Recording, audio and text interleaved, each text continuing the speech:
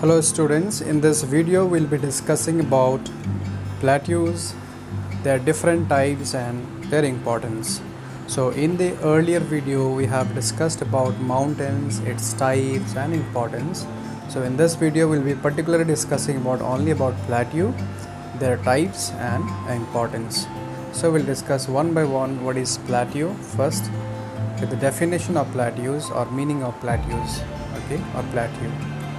So what are generally called plateau? So plateau is defined as an area of high elevation with about 500 feet above the sea level. This upland has or have steep slope on one side or the other, or sometimes it is also known as tableland. This upper part is generally flat. It is called tableland. So due to its flat surface at the top, it is sometimes called as tableland. Now coming to next, we'll discuss about the types of plateaus.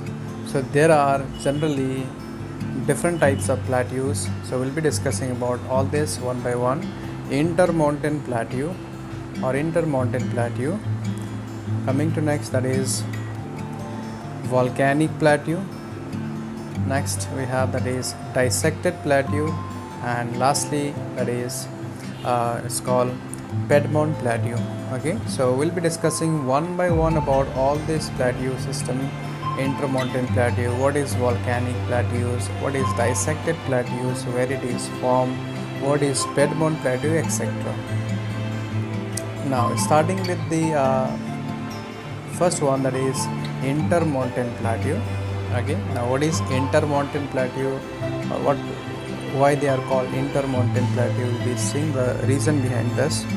Now the plateau is surrounded by hills and mountains on all sides, are termed as or called intermountain plateau. So these plateaus are surrounded, this is important to note, that these plateaus are surrounded by hills, mountains on all sides. Such type of plateaus are called intermountain plateaus. Now coming to next, that is these are the highest and the most extensive plateau or types of plateaus, you can say. Most highest and most extensive means very wide, or you can say say it has spread it to far and wide.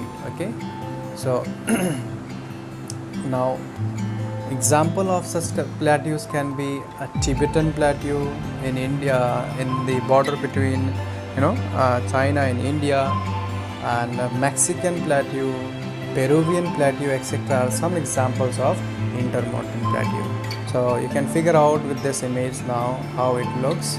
So this is mountain, this side mountain, this side mountain, and in between the mountain there is a plateau, and elevated land is termed as intermountain plateaus. Now coming to next slide, that is next type of plateaus, that is volcanic plateaus. So as the name suggests, volcanic plateaus which has been formed due to the volcanic activities, or the lava that comes out, or the magma that comes out in the surface in the form of lava, and those lava gets deposited over millions and millions of years, or maybe thousands and thousands of years, and forms a table shaped landform. That is what we call volcanic plateaus. So here the flow of lava on the surface of the earth has resulted numerous volcanic plateaus. This lava have been deposited for thousands of years ago, as I already told you. So the Deccan Plateau of India is the best example of lava plateau. So there are other more examples as well. You can just figure it out from other source.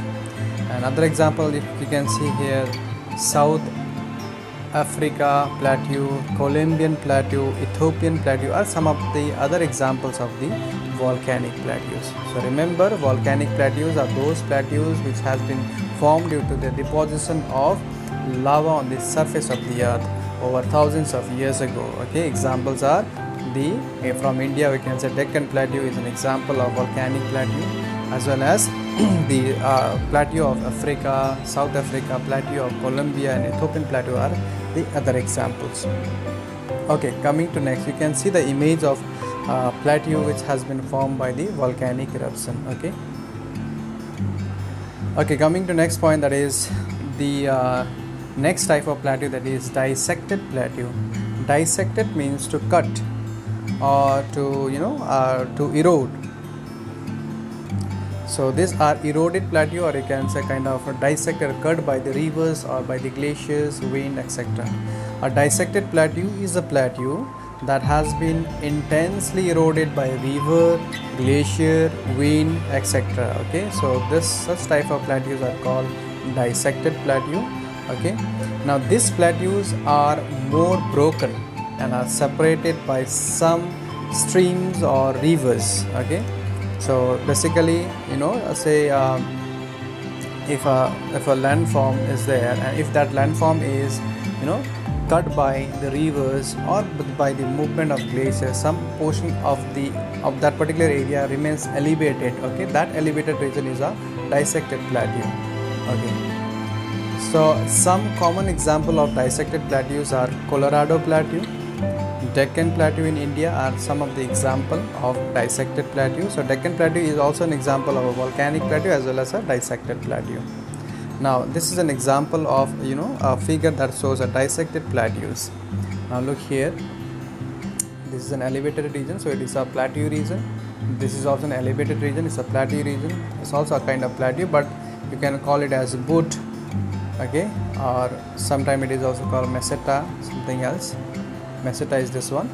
So here a river has formed a deep valley and earlier this plain was kind of level plain, but due to the erosion of the river, all those soil or the rock has been eroded out. Now this portion got uplifted. Okay, so this type of plateaus are called dissected plateau. Okay, now coming to next, that is last but not the least, Piedmont Plateau. Okay, Piedmont means on the foot of the mountain, or in the foot of the mountain, or foot of the mountain we can say. So this type of plateaus are the plateau surrounded by mountain range on one side and the plain on the other side. Okay, such type of plateaus are known as Piedmont Plateau. Okay, and the part facing the plain has a steep slope. So plateau that faces towards the like this, say for example this is a mountain and this is a plain. So this portion is your plateau. This part is mountain, this is plain region, and this is plateau. The part which is facing towards the plain has a steep slope like this. Okay, this is what it says. Now coming to next, that is Piedmont Plateau are residual plateau as well, derived from the ancient systems and are also known as residual plateaus. Okay, Piedmont plateaus are also called as residual plateaus. Okay, so you can also say Piedmont Plateau as residual plateau, both are same. Now the examples of Piedmont Plateau can be Patagonian Plateau of South America, the Appalachian Plateau, etc. are some examples of Piedmont plateaus. Okay, so you see the image of the Piedmont Plateau here. So this side you have mountain and you have a plateau. Okay, along the plain areas you see a steep side, a steep facing side of a plateau. Okay, so this is Piedmont Plateau. Okay, moving to next slide, that is the importance of plateaus. Now how plateaus are important to us, in what way it is beneficial to us, we'll be discussing one by one. Okay, now plateaus are a storehouse of minerals. So generally the plateaus are the old rocks, so thereby numerous mineral or different kinds of minerals are found in plateaus. We can also extract iron ore, we can also extract gold, we can also extract silver, or many other metals are extracted or ores are extracted out of plateaus. So plateaus are the rich a rich source of minerals, or it is a storehouse of minerals, we can say. Second point, that is plateau have many scenic beauties which greatly attract tourists. Okay, so if you go to the plateau regions of southern part of India, you will see many waterfalls. Okay, you see different kinds of rocks there, so many tourists comes to see those rocks or to see the waterfalls, enjoy with the waterfalls, okay, etc. So it has a it provides a scenic beauty, due to which many tourists come to visit in the plateau region. Now coming to next, the lava plateau that are formed due to volcanic eruption has a rich deposit of black soil, which is suitable for cultivations. So the area which is formed, the plateau that is formed due to deposition of lava, and those lava when they gets eroded or when they gets withered, then it forms a rich black soil which is very good for cultivation, especially crops like cotton. Okay, cotton is a crop that grows well in black soil.